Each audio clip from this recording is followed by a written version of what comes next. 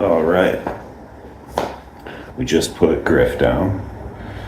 Griff is my 15-month-old boy, and he was born with a heart defect and a bunch of other things, but that's not really why I'm starting this. I'm starting this because I'm not big on New Year's resolutions, but this year I'm gonna make one or two or four or whatever.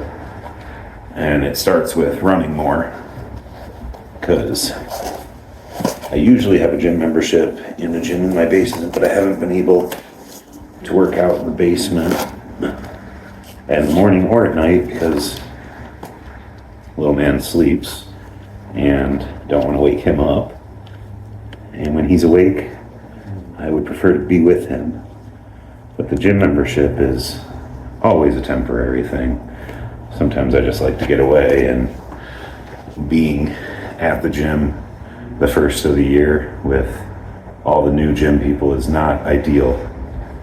So for Griff and for me, his immune system, don't really want to get sick, and I don't like all the newbies. It's nothing personal, it's annoying. So we're gonna run today.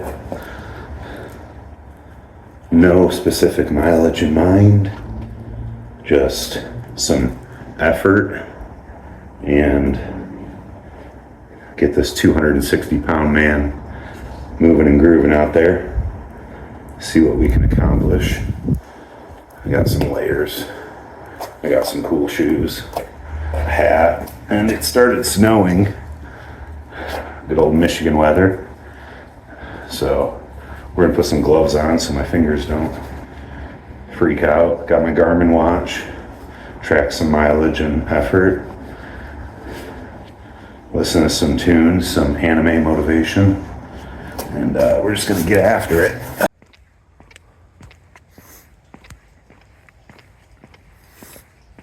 All right, so the first mile, 8:55.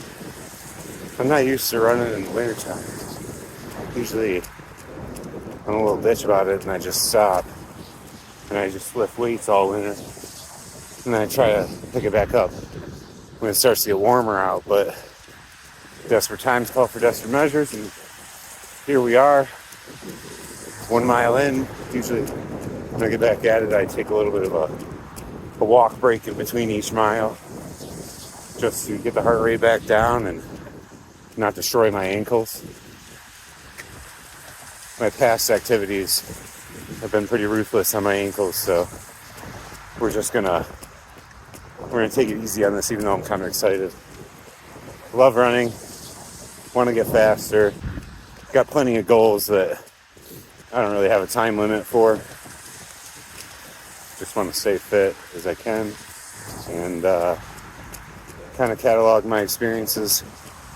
But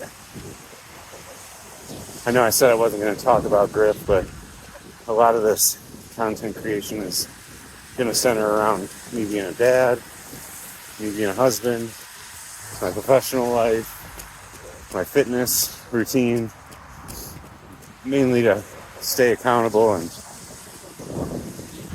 keep trying to dominate life and everything it throws at me. Because if there's anything this last year has taught me, it's challenges are welcome. Bring them on, you know. Put me in that darkness and I'll show you how I thrive there.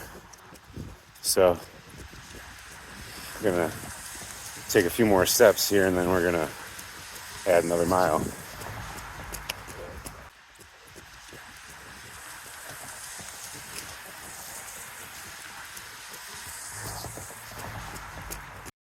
Second mile was an 8:40. Felt pretty good. Hurt at the end, but that's expected. Going to run back home now and get some food in me and a little bit of rest before Griff wakes back up. We're going to take this one easy, though. Not really concerned with how fast this one goes. Wasn't really concerned with the first two, but, you know, you get towards the end, you just push it. So, all right, that about wraps up the run.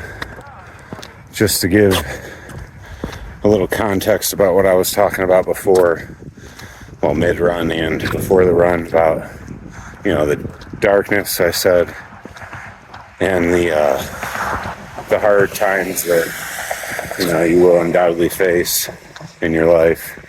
A little taste of that I got this past year.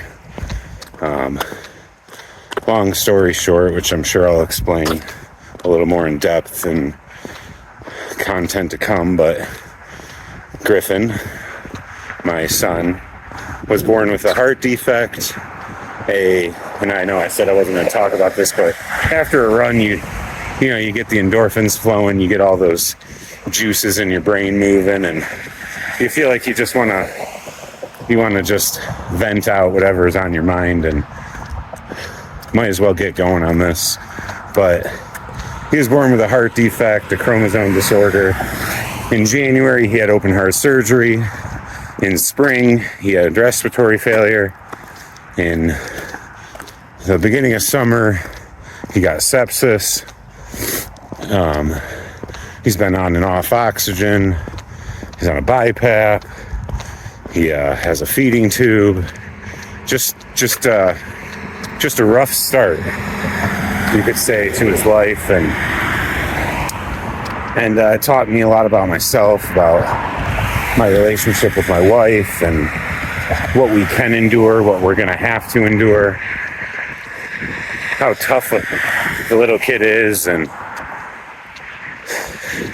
gives you a lot of perspective on life and what's important and the value of life and love and happiness and where it comes from and how to get it when you don't have it and all that stuff.